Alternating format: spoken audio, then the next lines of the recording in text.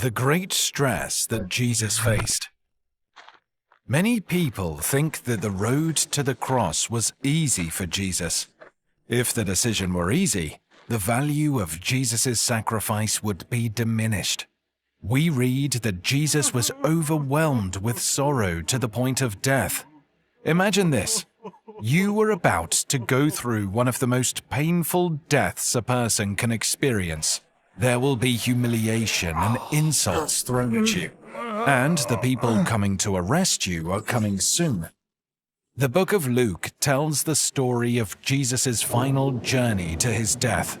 From his prayer in Gethsemane, where his faith in God is confirmed, to his burial, the Bible describes how an innocent man came to die for others.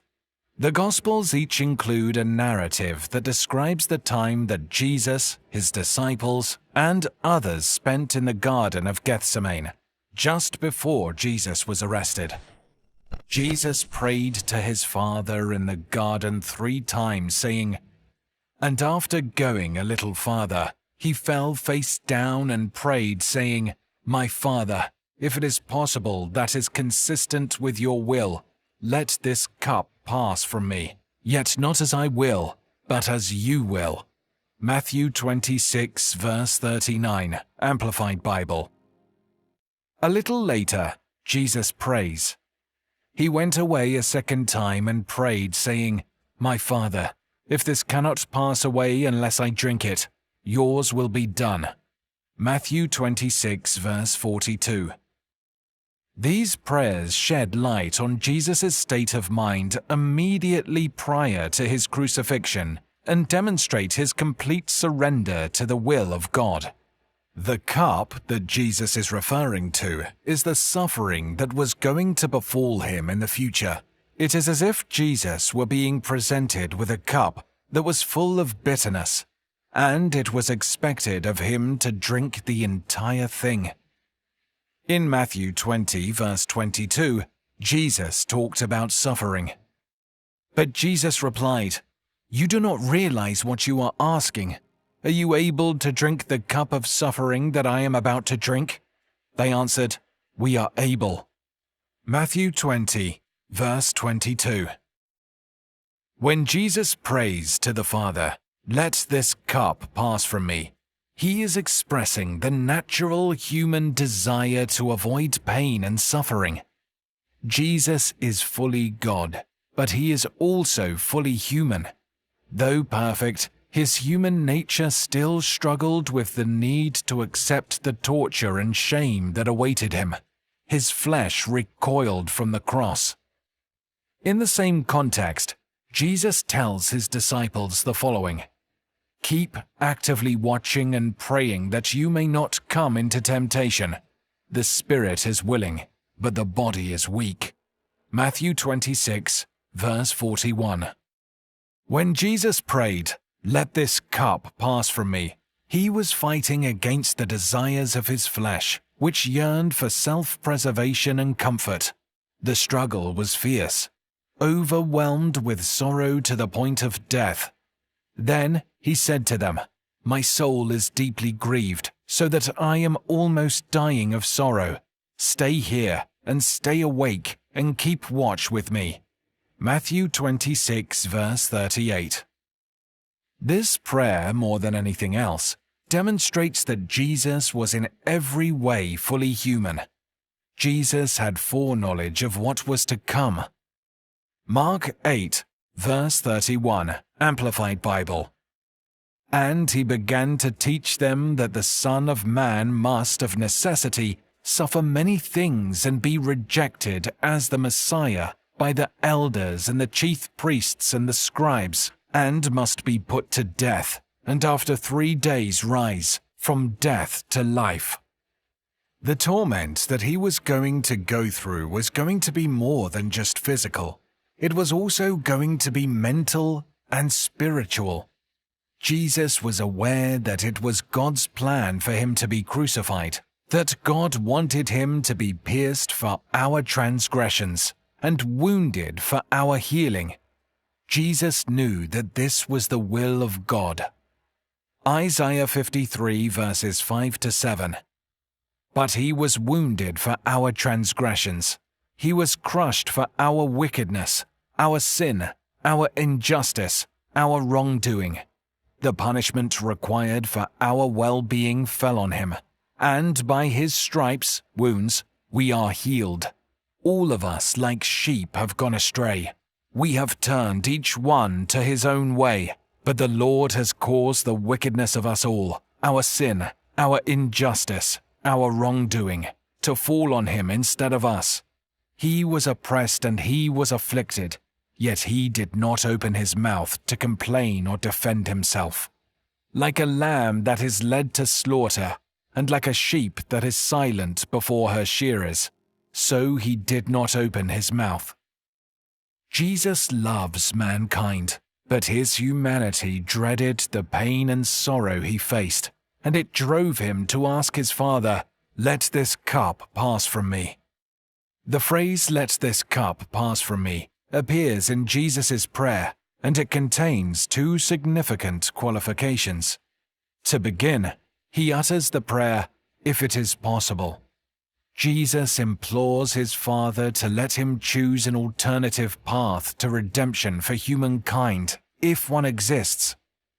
Jesus did not want to die, but he did follow the will of God. The events that occurred after he prayed demonstrate that there was no other way.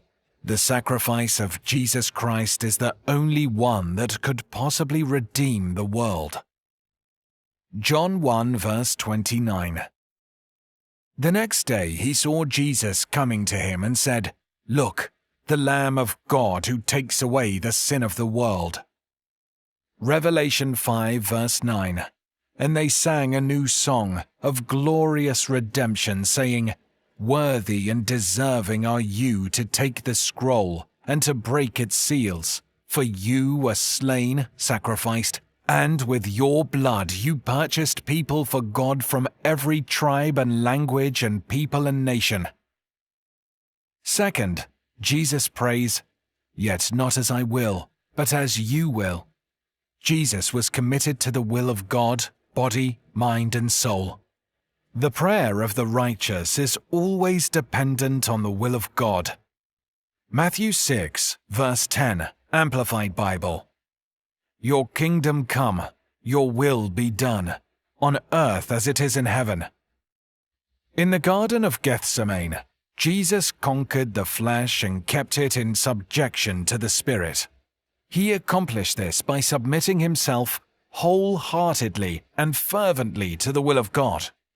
When we go through difficult times, it is comforting to know that Jesus understands what it's like to want God's will and yet to not want it, to desire righteousness and obedience, even when the flesh is screaming out against it. This conflict is not sinful. It is a normal part of being human. Our Redeemer fully embodied human nature in every respect. Hebrews 2 verse 17. Therefore it was essential that he had to be made like his brothers, mankind, in every respect, so that he might, by experience, become a merciful and faithful high priest in things related to God, to make atonement, propitiation, for the people's sins, thereby wiping away the sin, satisfying divine justice, and providing a way of reconciliation between God and mankind. He had come to seek and to save the lost, and he was successful in completing his mission, despite the fact that it required him to drink from the cup of suffering until the very end. His openness in prayer demonstrates the depth and quality of his relationship with the Father. It was very tough. The disciples underestimate the gravity of the situation, and they fall asleep. Luke 22 verses 43 to 45. Now an angel appeared to him from heaven, strengthening him, and being in agony, deeply distressed and anguished almost to the point of death, he prayed more intently, and his sweat became like drops of blood falling down on the ground. When he rose from prayer, He came to the disciples and found them sleeping from sorrow, and he said to them, "Why are you sleeping? Get up and pray that you may not fall into temptation." An angel appears to comfort him. The significance of the angelic appearance is that it demonstrates heaven's willingness to stand by Jesus as he faces his calling. As he faces rejection and death, Jesus lays his burdens before God. This is a very human portrait of Jesus as he faces his death with a range of emotions. Luke's portrait of Jesus does not conceal his divinity. He portrays Jesus as someone who can relate to our flaws and traumas. Hebrews 4, verse 15, Amplified Bible. For we do not have a high priest who is unable to sympathize and understand our weaknesses and temptations, but one who has been tempted, knowing exactly how it feels to be human in every respect as we are, yet without committing any sin. This text reveals something about Jesus' character while demonstrating how we can face the great trials of life that God sends us. These verses show a man who is reliant on God and determined to do his will. We see a person who faces adversity by turning to God and another who expresses his intense emotions to God in prayer. Jesus is not spared the trial, but what is supplied is the strength to face it. Though he does not hesitate to ask if another way can be found, he affirms his determination to follow God's will. Heaven responds by giving Jesus the strength to face what God has called him to do, not by granting his request for another way. The passage revolves around this union of submission to the divine call and divine strength supplied. This passage reveals exemplary points about Jesus' character as he faces the cross trial. In prayer, Jesus expresses both his pain and his need to God. His custom of communicating with God is unaffected by the unusual events that occur in his life. We frequently neglect to go to God with our needs when we are the busiest. Trials frequently bring us to our knees, but the hectic pace of life frequently keeps us on the move and prevents us from praying. That is not true of Jesus. His pattern reminds us that prayer is essential even in the midst of chaos. And his prayer is not just to check in, it is full of honesty, emotion, and pain. True prayer necessitates effort. Too often, rather than laboring in prayer, we bow our heads, close our eyes, and let our minds wander. In prayer, Jesus demonstrates honesty and humility. He sincerely hopes that God will not force him to go through what is ahead of him, and shares this openly, but he is even more committed to doing God's will. The prayer, while distinct from the laments in Psalms, is similar in that the petitioners also expressed their deepest emotions and pain to God. The private confrontation that occurs in prayer frequently produces the solace we require to take our next steps while holding God's hand. Furthermore, prayer is not a haphazard activity. As he seeks God in the midst of his situation, Jesus prays with his entire being. He even sweats blood drops. Jesus can walk with God because he seeks God on a regular basis. It is interesting that Luke, a physician, would bring up this unusual medical condition. Hematidrosis is a rare condition. The current understanding is that when someone is stressed, tiny capillaries within sweat glands rupture, allowing blood to mix with sweat. As explained by Dr. Frederick Zugerby, around the sweat glands there are multiple blood vessels in a net-like form. Under the pressure of great stress, the vessels constrict. Then, as the anxiety passes, the blood vessels dilate to the point of rupture. The blood goes into the sweat glands. As the sweat glands are producing a lot of sweat, it pushes the blood to the surface, coming out as droplets of blood mixed with sweat. This certainly describes Jesus' situation in the garden, but there is one tricky word in the Greek which should give us a bit of pause. The text says that his sweat became hosei, great drops of blood. Jesus in Gethsemane and his agony is the main point of the narrative. When Jesus arrives in the garden, he tells his disciples that he is deeply troubled and distressed. He is overcome with grief to the point of death. Luke captures this by referring to sweat as if it were drops of blood. Why is he overcome right now? His pain was not simple but rather complex. We can only begin to comprehend his agony by remembering that he had to bear the penalty that sin deserved for millions upon millions of people. In the garden, Jesus' humanity is fully revealed. We see Jesus in his, dare I say, most vulnerable moment. He remains sinless, yet he is now experiencing the fullness of what it truly means to be human. It is here that he will experience our grief. It is here that he will experience stronger temptation than any of us. So it is fitting to say that he was tempted in every way.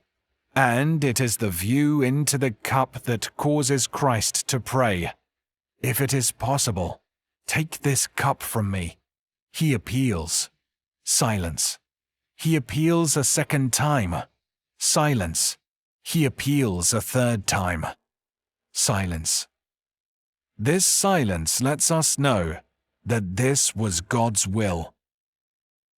Jesus is mocked on the cross with taunts. His death, as unjust as it is, appears to be a defeat on the surface.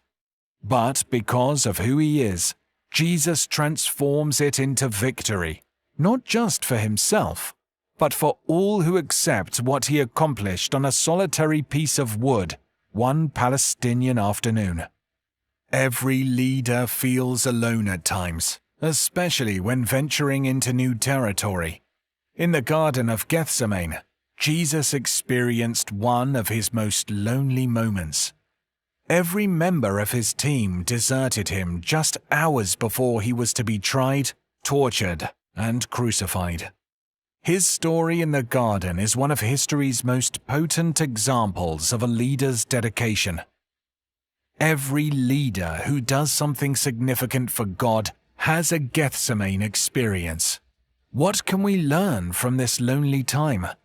Gethsemane is the location where, number 1, spiritual battles occur. Number 2, loneliness is felt. Number 3, honesty is expressed.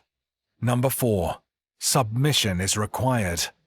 Number 5, strength is received. Why is this verse important for us to understand? We need to comprehend the solitude and the grief of Gethsemane because it helps us to understand the accomplishment of Gethsemane.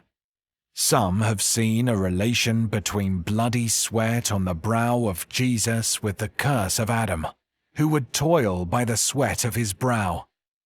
Adam failed the garden test. The forbidden fruit was a burden he could not bear.